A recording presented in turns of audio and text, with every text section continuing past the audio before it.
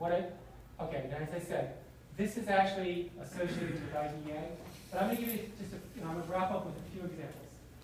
If you think about tier 2 and tier 3, so let's think about a tier 3 or a tier 1 at a, okay. The association for SRBI and RTI is really the concept behind early intermediate services, really at an elementary level. We've been able to take that from a K-8 perspective.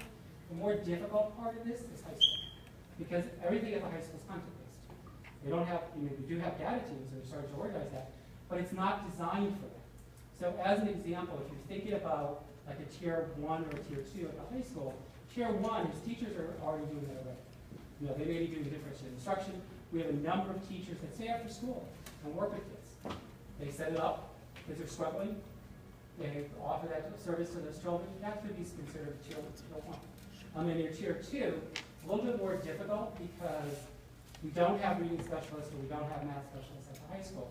So we don't have that consultation basis, but it still doesn't mean that teachers aren't working with kids.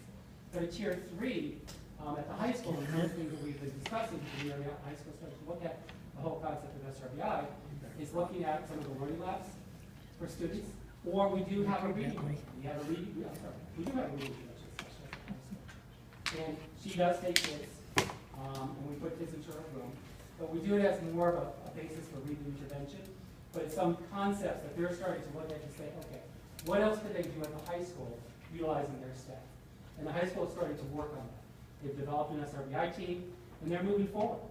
A little bit more difficult because the resources that you normally see at elementary school or middle school aren't really there. And it's just a different, because they're so content-based, at least the middle school, as a concept, has data teams, which they meet on a regular basis. And they've been doing this for a number of years. And the elementary school has considerably changed the process. We've seen less referrals to special education over time because of the process of SRBI. But the other side of that is students that we do see are much more severe. So we've seen a drop in referrals, but because that we get referrals, seem to have more issues. So this was kind of a really quick version of what SRBI was, but I wanted to get into the overview. Questions?